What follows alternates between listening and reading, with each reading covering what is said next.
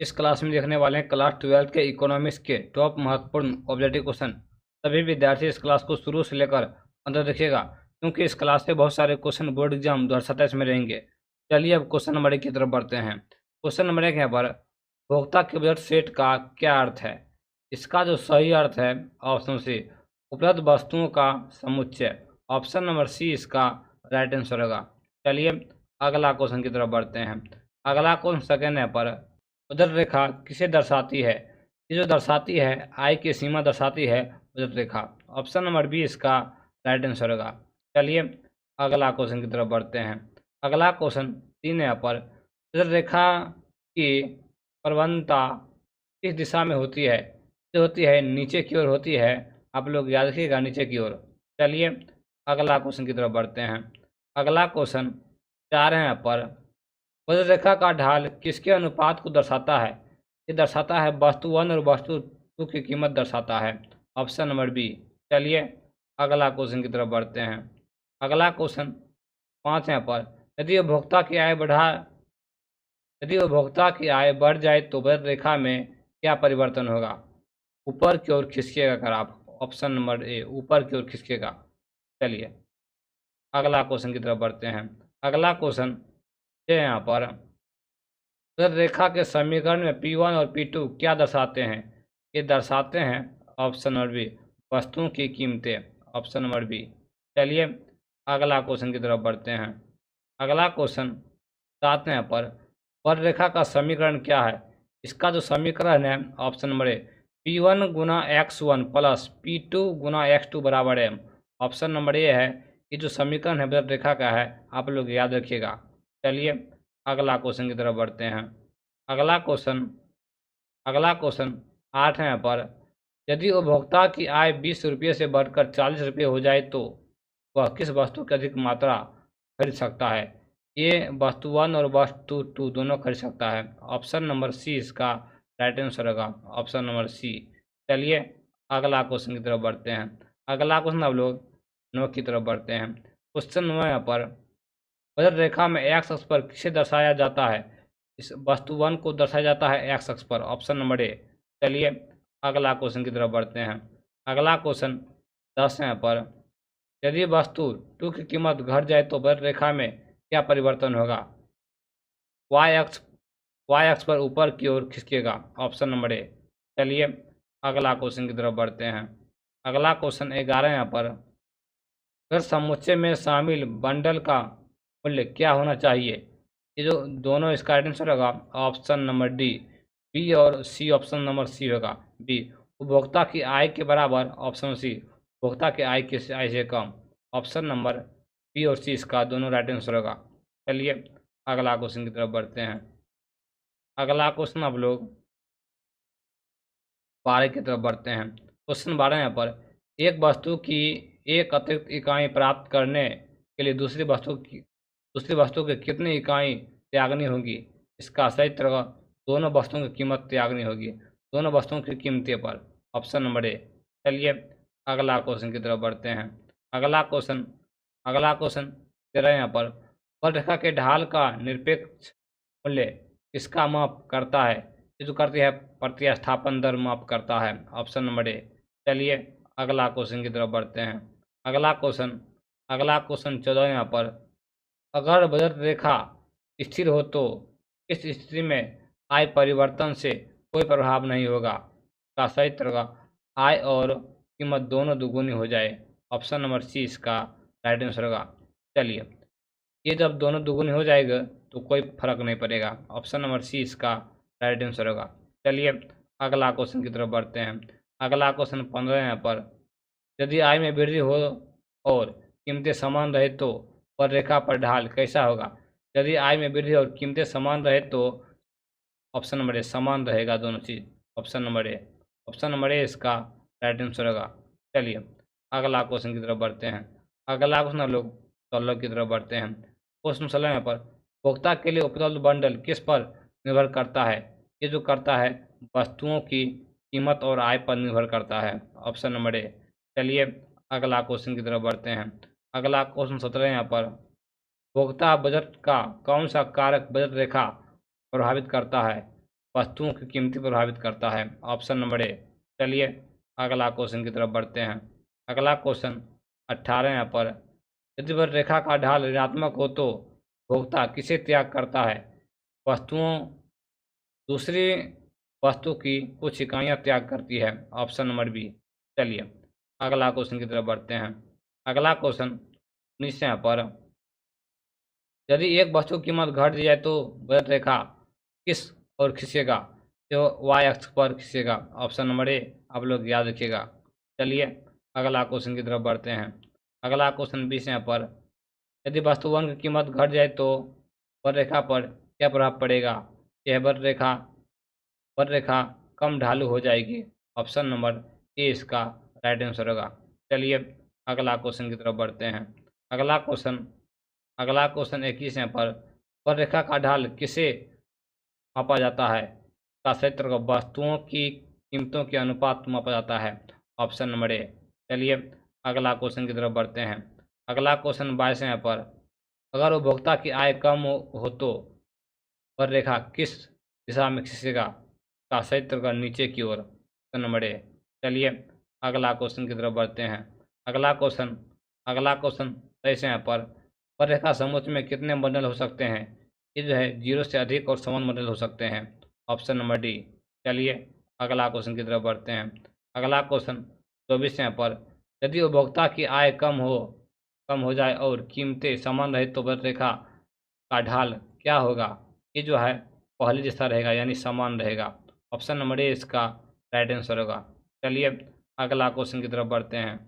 अगला क्वेश्चन 25 यहाँ पर, अगर एक वस्तु की कीमत बढ़ती है और दूसरी वस्तु की कीमत और अगर एक वस्तु की कीमत बढ़ती है तो दूसरी वस्तु की कीमत इकाइयाँ त्यागनी होगी। का जो सूत्र होता है ऑप्शन नंबर बी, P2/P1 इसका सूत्र होता है, आप लोग याद रखिएगा। Option number B. चलिए अगला क्वेश्चन की तरफ बढ़ते हैं। अगला हम लोग 26 की तरफ बढ़ते हैं। वक्र रेखा में y अक्ष पर कौन सा बिंदु दर्शाता है? ये जो दर्शाता है आय और वस्तु टू की कीमत दर्शाता है।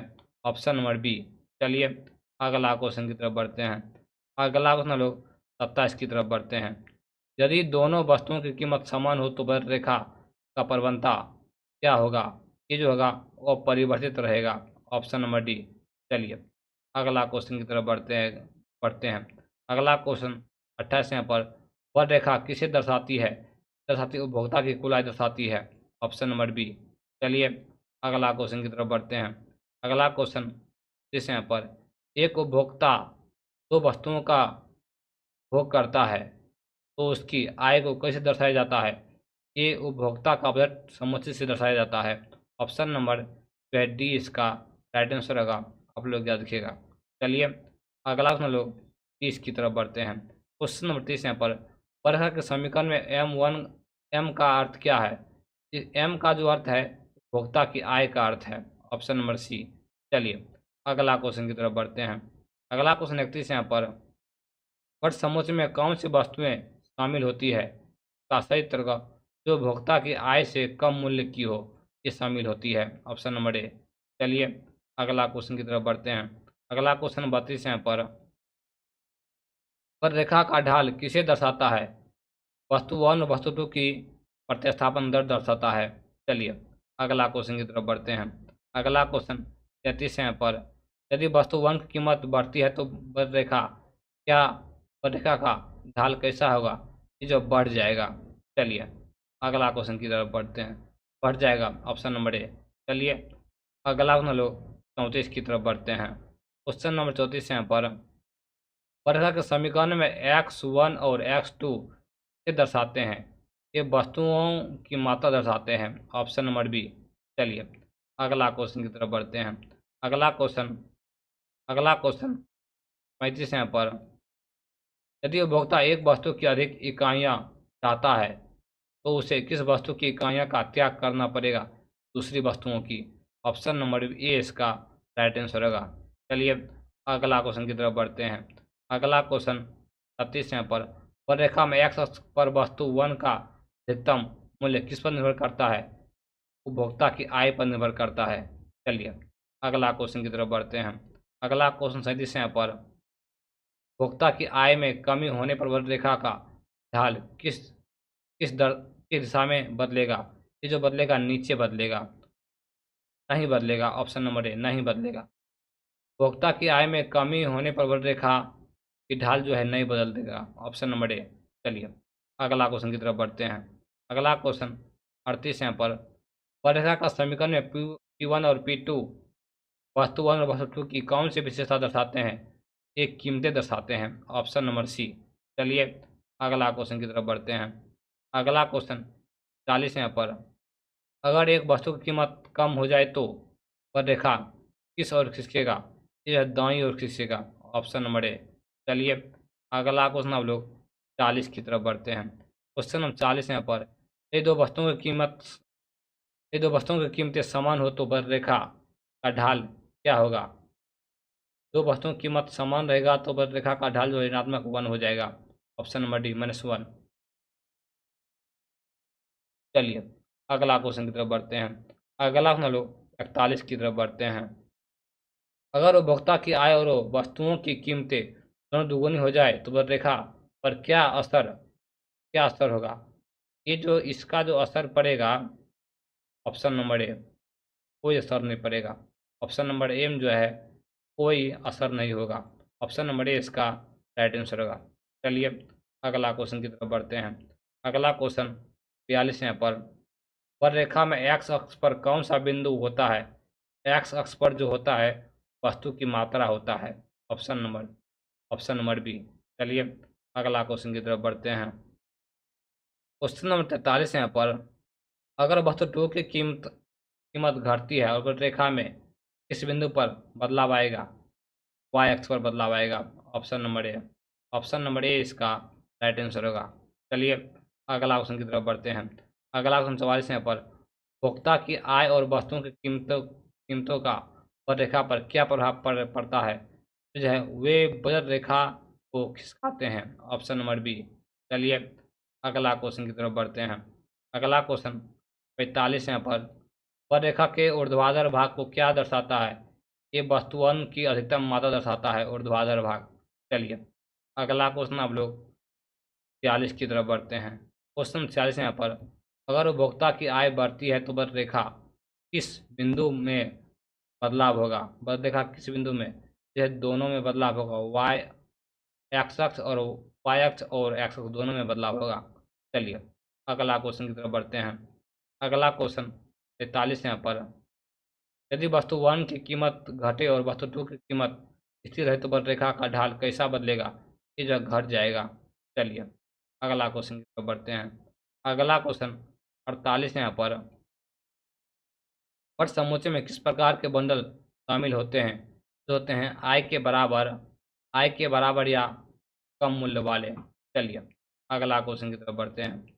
अगला क्वेश्चन 50 यहाँ पर अगर एक वस्तु की कीमत बढ़ती है तो वक्र रेखा का ढाल किस दिशा में बदलेगा? जो घट जाएगा। चलिए दोनों क्वेश्चन सेम ही था। चलिए अगला क्वेश्चन 50 है यहाँ पर यदि उपभोक्ता की आय में वृद्धि हो और कीमतें स्थिर रहे तो वक्र रेखा का ऊर्ध्वाधर भाग कैसा बदलेगा? ये जो घट जाएगा, इसमें भी जो है घट जाएगा। चलिए